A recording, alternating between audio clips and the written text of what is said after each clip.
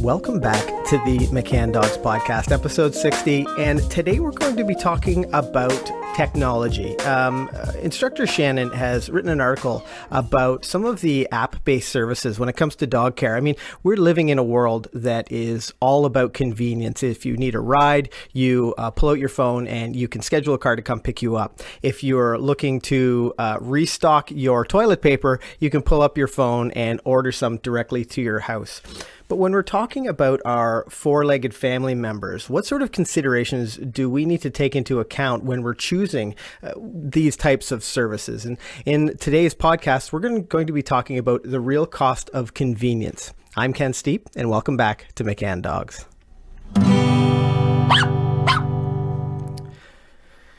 Now, welcome back, Shannon. It has been a couple of weeks since we were able to record a podcast, but I'm excited that we can sit down and have a chat and talk about this really interesting article that you've written on the McCann Dogs blog. Tell me a little bit about why you felt the need to focus on the real cost of convenience when it comes to pet-based apps. Yeah, I keep coming across stories, little bits of horror stories of people who have, gone with the convenience route and expected that they're hiring somebody that's been vetted and that's, not going to do something awful. There was a story floating around on Facebook of a person who hired somebody through a popular dog sitting app, and the person then stole their vehicle and left all three of their dogs out on a balcony, and very, very sadly, one of the dogs got caught somehow and ended up passing away.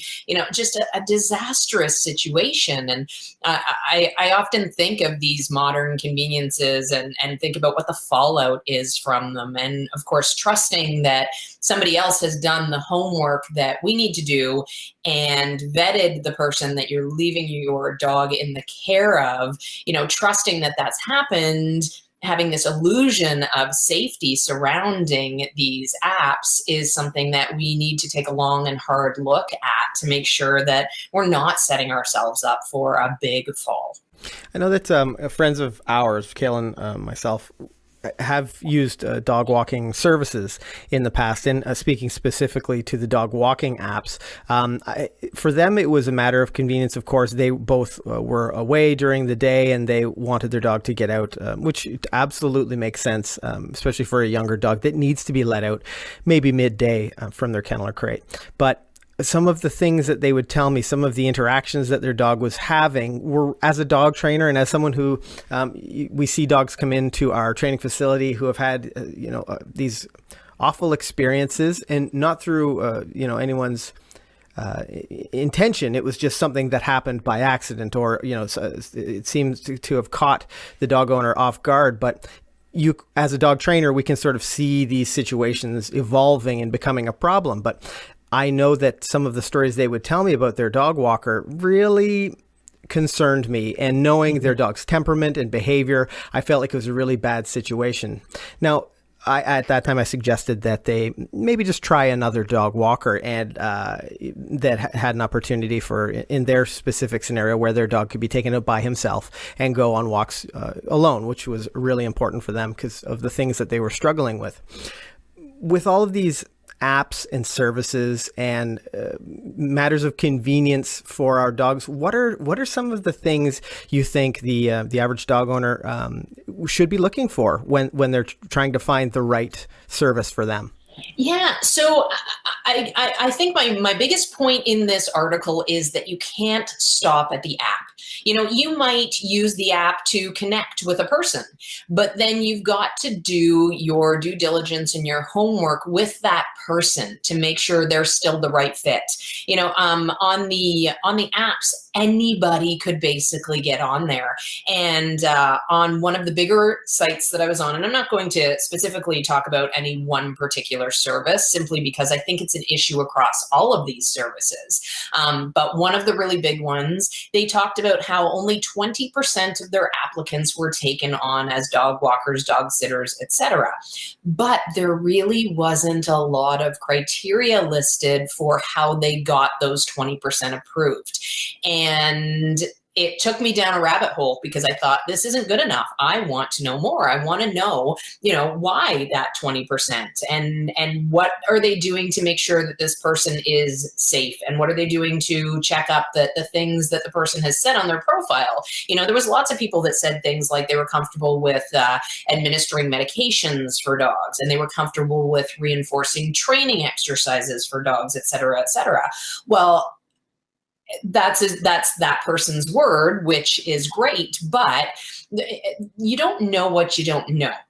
And this happens a lot in the dog world. There are people out there who think that they can deal with lots of different situations with dogs because they've dealt with it with their own dogs. And being professional dog trainers, we know that dogs run the gambit from, the sweetest, fuzziest, little, most wonderful creature that would never, ever even think about being a handful or being trouble for you, all the way to a giant dog who's extremely powerful, who maybe has a bite history. And there's a huge difference if you run that gambit. There's a huge difference between that first little dog I mentioned and the other dog who's got some difficulties and maybe got some history, maybe isn't as easy to handle. So if somebody's making a blanket statement like, I can reinforce training, I can administer medication, I can handle your dog, I can take him to the vet, et cetera, I want to make sure that person has some experience in handling different dogs, not just one type of dog, because my dog might need a little bit of a different approach. So, knowing your own dog and knowing what your dog requires is, of course, top of the list. And then what you can do from there is you can find out if that person truly is qualified to be able to handle your specific situation and the way your dog is going to react to medication, et cetera. So very important to not just say, oh, okay, well, they're willing to do it, so they must be good at it. It could end up in a situation where you're really regretting having gone in that direction. Yeah, you can't overlook the ability on the internet to be relatively anonymous. I mean, there's stories for years about people presenting themselves as one person and in reality they're entirely someone else.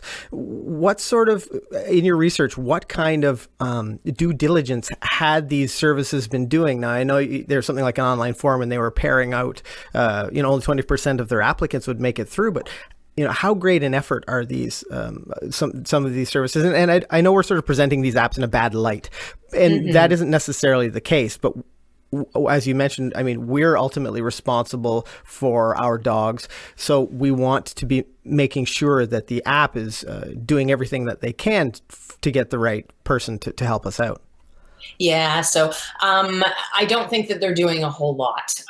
Basically, the biggest site that I was on, the most popular and the most well-known site that I was on, the only training that seemed to be available was training the person to make their profile look appealing to both that app and to potential clients. So there was information on that site on how to make sure that your pictures appeared so that you would appear professional, how to make sure that your wording was set up so that you would appear professional and knowledgeable, et cetera, which that's great. You know what? Some people probably will need that. There's probably lots of people who are young and looking for a job. We all start somewhere, and there's nothing wrong with that.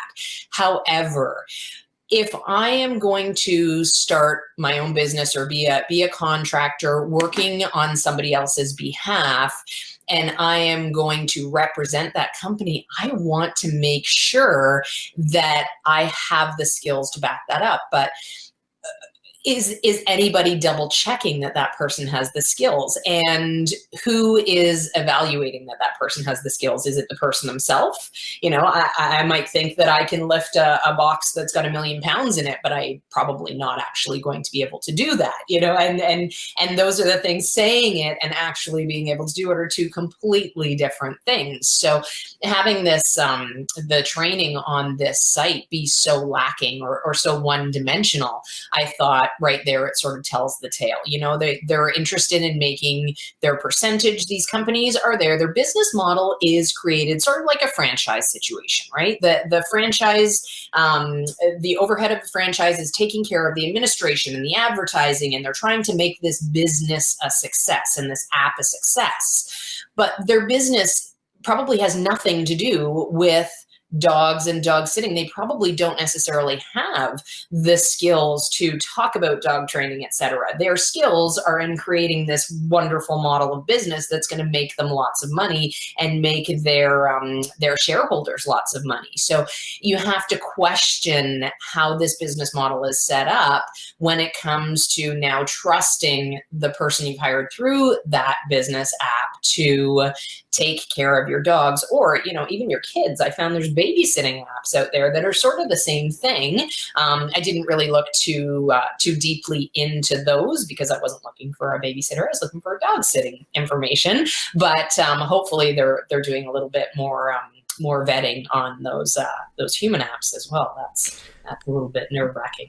Something you and I had talked about just a little bit ago was the fact that 15 years ago we would never imagine a situation where a father would arrange for his daughter to go in a stranger's car to whatever her destination was. And for an example, Uber and Lyft and all these car services have really become popular, and they are quite convenient. We do hear about stories where there are assaults in an Uber vehicle. I think the advantages or the good experiences far outnumber the bad ones. But maybe this is an evolution. Maybe this is a direction we're going. As I think about some of these apps, if you're choosing to have someone come and take your dog out or babysit your dog or whatever the situation may be, and you're doing it through your phone, I think people need to be really aware of the false social proof idea. We know that across all of the social platforms, there are ways to game the system. You can purchase subscribers, you can purchase likes and views and drive traffic, and you can purchase comments. On your Facebook posts, and these things are absolutely false and paid for by the content creator, but it doesn't necessarily speak to the quality of what it is they're doing.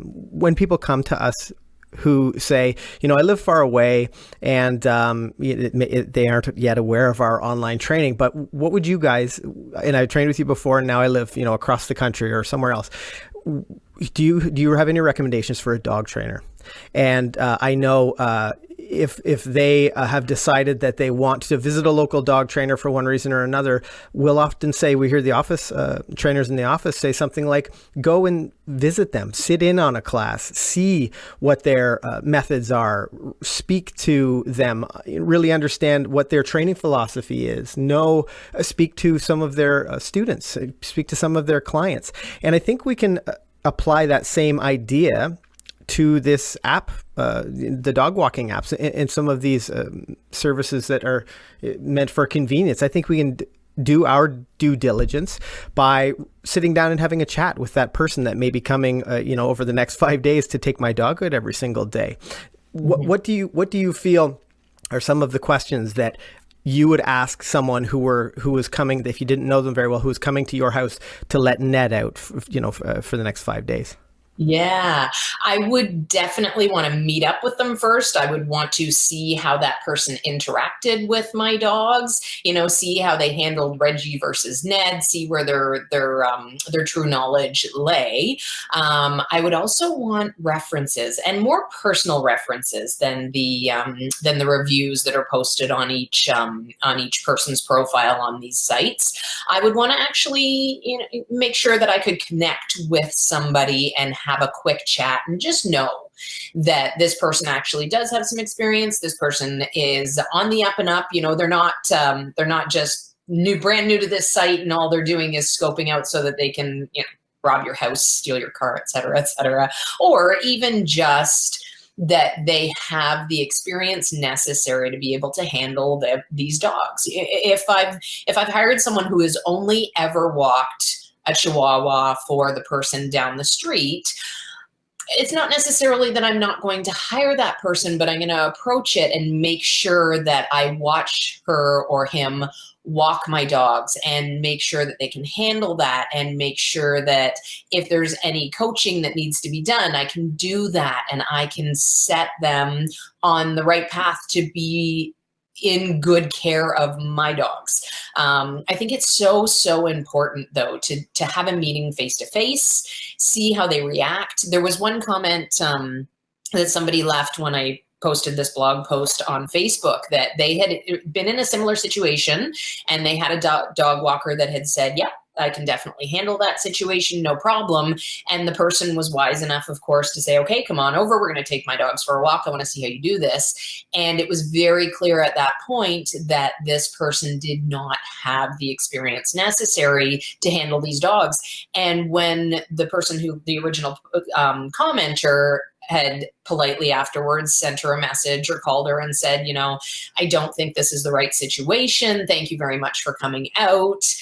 The dog walker was actually relieved. She had actually responded with, "Oh, I figured that was the case and I'm glad."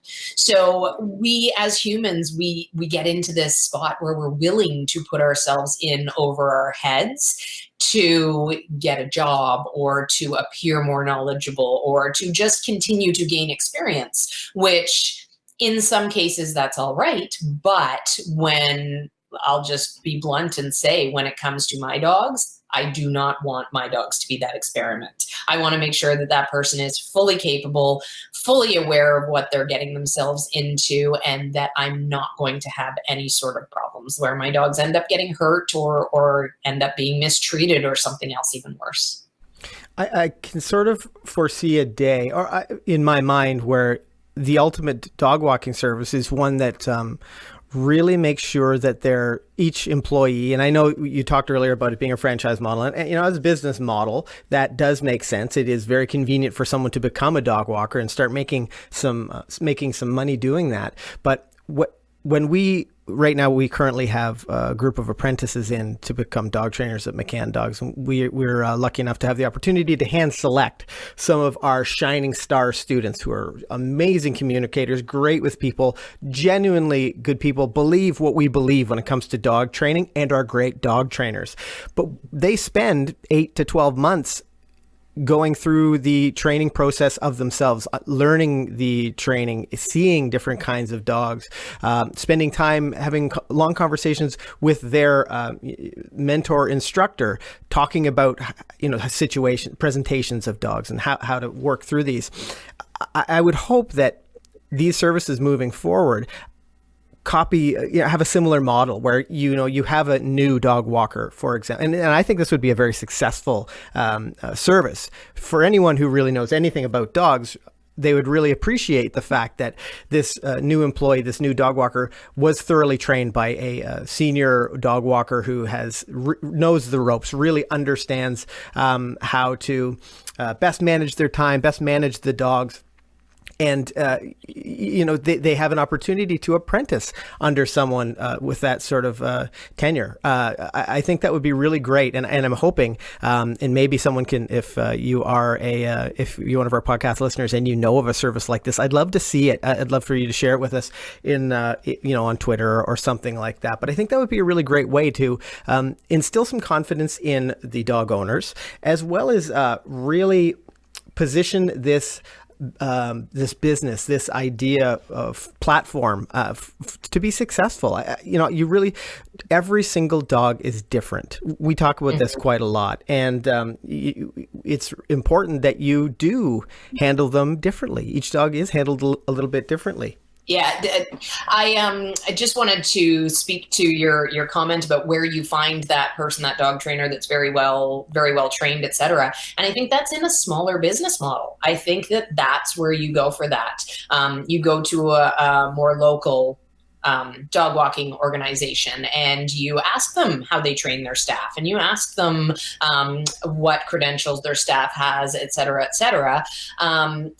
We end up in a situation where we put more faith into the bigger systems. For some reason, that's the way our brains are trained. That's the way we're wired. We're set on the bigger it is, the more responsible it must be, the more successful it must be, et cetera, et cetera. And when we're running into these apps that are giant, they're no longer looking at the individual human, because the app is run out of California. They've never met these people. They're not even in the same country. That we're in Canada and we're hiring based on a company that's in California. And we're never going to get into a situation where somebody will have individually vetted those people. Now, if you get into a smaller franchise model, for example, you will get a lot more training. But with the apps and with people working as independent contractors through these apps, it's just far too immense for anybody to really be vetting these people. Something that you can be doing with your dog is something that I think you should be doing with your dog when that person comes over is ask them maybe how many dogs they take at a time. And I know this is a conversation I mentioned earlier that there might be lots of dogs who are great in a group setting. But if you have a dog in training, it's so nice to be able to spend time focusing on their behaviors, allowing them to have some off-leash time or on long line, if it were the case with a dog walker or if they're in training. And be able to focus on their listening skills, their walking skills, all of their, whatever it is, their simple family obedience skills. And I really feel like, in my mind, if I were having a dog walker come over, I would want that one-on-one each and every time, just to avoid the risk that my dog might, be walking with a dog who isn't great with, whatever their behaviors are. But as we're talking about training, one thing that we have for our listeners at home is a workshop. And this is something that you can spend some time doing with your dogs.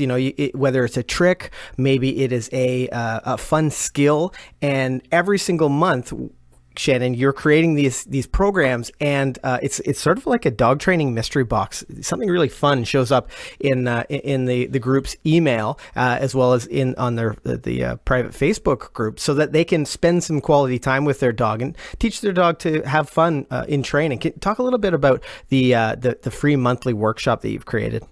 Yeah, definitely. I love the mystery box idea. So we're starting to keep it a little bit more contained as far as what's going to be released every month. But so far we've released a free attention workshop, and we've released a free cross your feet trick workshop, which both have been very, very well received. Lots of people have experimented in there and completed those courses, and they're having a blast. And I'm getting lots of emails that are eager for the next one. So May 1st, the next one gets released, and it is going to be a safety skill. So I won't tell you any more than that, but it's going to be lots of fun. It's a fairly easy skill to teach with a little bit of training and lots of proofing. And it is something that I have used on at least one occasion to save a dog's life, potentially. So it is something that could have a giant impact on the safety of your dog training. Because I'm editing these videos, I have seen what it is, and I will tell. I've used this skill. I love this skill. And for those of you who have a high energy dog, this is, you're going to want this. You're going to want this ability. Not only is it really cool, but as Shannon mentioned, it really can be a lifesaver. So. I'll drop a link in the show notes below. If you're watching this on our YouTube podcast, I'll drop a link in the description below so that you can become a member of our free monthly workshop. Now, Shannon, I think we've really given our listeners that bigger picture of the cost of convenience. And I do appreciate you writing this article. This is something that I have actually thought about a lot lately as we talk to students who are starting to use some of these services, and some of the concerns I have, you mirrored in your post. So if you're listening to our podcast and you'd like to read Shannon's article, I'll drop a link to the blog post in the show notes below. And if this is your first time on our YouTube podcast, make sure you hit that subscribe button. We publish new videos every single week to help you understand the why behind how dogs think and learn. And on that note, I'm Ken, and this is Shannon. Happy training. Bye, everybody.